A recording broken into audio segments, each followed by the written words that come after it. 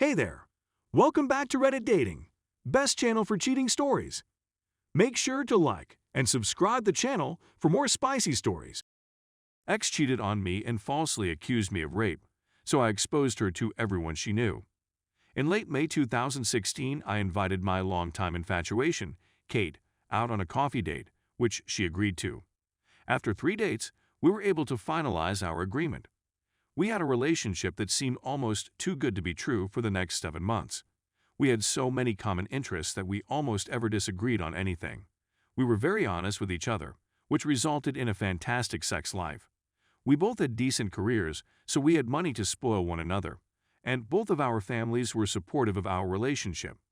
In January 2017, I was accepted into the Armed Forces Reserve program of my country, where I would serve as a combat engineer.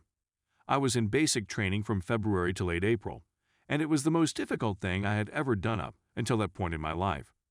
There were multiple occasions when I doubted my ability to complete my degree, and the only thing that kept me going was Kate's words of encouragement, which she sent me via text and phone conversations. She was present when I obtained my BTC certificate, and she never failed to express her delight in my accomplishments. As a member of the reserves, I was required to attend advanced training during the summer months, which took place between early June and late August.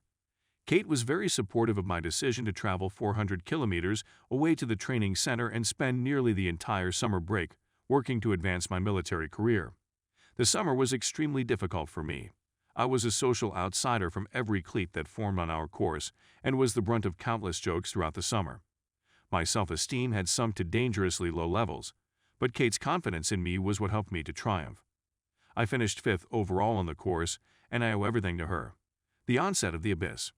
After arriving home, the relationship between us began to deteriorate.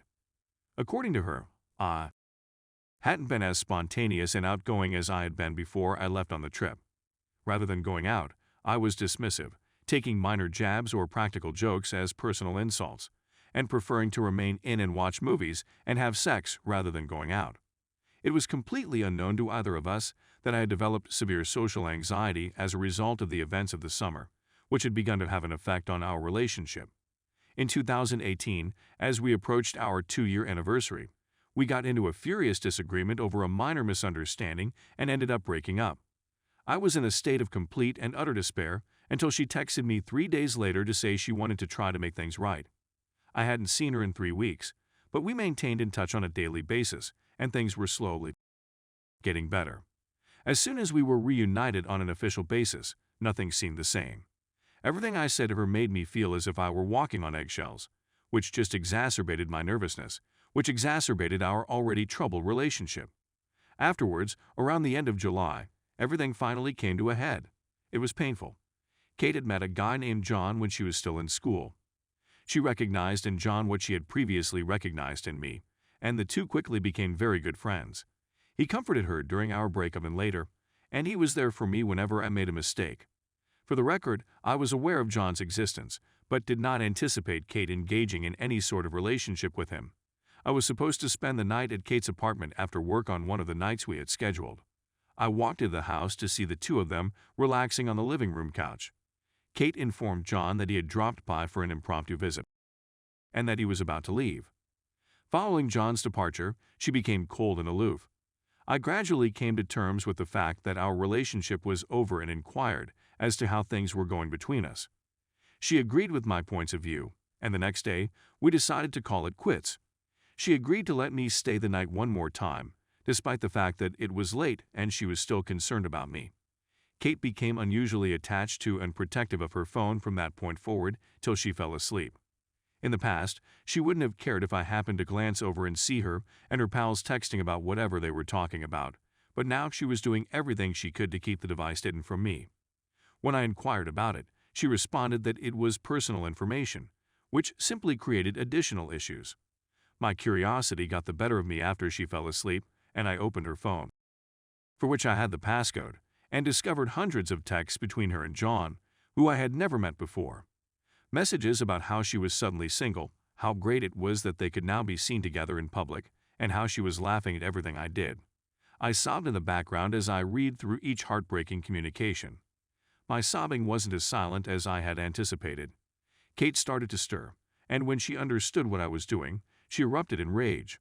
Instead of confronting her, I simply took my belongings and walked out the door, with Kate cursing and screaming at me the entire time I was gone. When I returned home, it was late in the morning. I just broke down and ugly sobbed all night. The following day, I called in ill to work and spent the entire day moping around in my bed. The next day, I received a flurry of angry text messages from Kate's friends and family. So she told everyone she knew that I had forced myself on her that night in one final attempt to get some before we broke up, and that I had fled after the act was completed, all in an effort to protect her reputation and denounce anything I might say about her. Despite the fact that what I had done was scarring, she refused to press charges because she didn't want to make a circus of her life in court, and that she was the bigger person by refusing to do so. I spent the next few months living in fear that her allegations would result in my discharge from the Army and the tarnishing of my reputation for the rest of my life, but nothing happened. The retaliation. 5 months later, Kate sent me a direct message. After a few pleasantries, she basically apologized for the whole event, and she even admitted to fabricating it, but she would never admit it publicly to protect her own reputation. My image be damned. This infuriated me, but I maintained my composure. I took screenshots of the texts and carried on the conversation with her.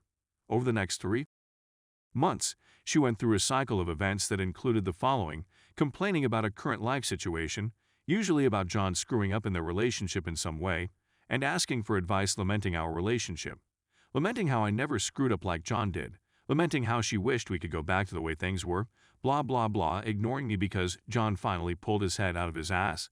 Did some huge this happen to me 3 times in a row, each time leaving me exhausted and devastated, but a part of me wished it would happen to me again. Every time it happened, I took screenshots of everything, she said, to prove she was telling the truth. I had a full SD card with everything I needed. I made a list before deciding it was time to move forward, making several photocopies of the worst text messages I had discovered. I purchased several manila envelopes and mailed them to everyone I thought would be important to Kate: her parents, grandparents, extended family with whom she was extremely close, best friends, work boss, co-workers, teachers, and anyone else I could find a mailing address for. I was able to find mailing addresses for everyone I thought would be important to Kate. The texts were between me and Kate, so I made sure anyone who received them understood that they were between us before sending them. I saw improvements in as little as 3 weeks. Some of the people who had previously messaged me in order to disgrace and criticize me have now expressed regret for their actions. My favorite letter came from her own parents, who went on to say that they were deeply sorry for their daughter's behavior, that they had raised her to be better than she acted, and that they asked that I not pursue legal action. The idea had crossed my mind, but I lacked the financial means or the mental fortitude to fight a legal battle. I assured them I'd think about it and that they'd be the first to know it. I decided to go ahead with it other than Kate. Kate also texted me, saying things like, "How could you betray my trust in such a way?" and "You ruined my life, you bastard," among other things. Without responding, I simply read every angry text that came in with a delighted grin and then banned her when the messages stopped coming in.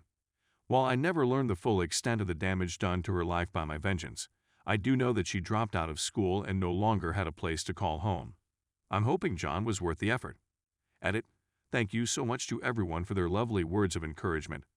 I realized that a lot of people were concerned about my mental health, so I decided to alleviate their concerns. After 3 months of therapy sessions, I made considerable strides in my recovery from depression. I can't even begin to express how grateful I am to her for her assistance in restoring some sort of normalcy to my life.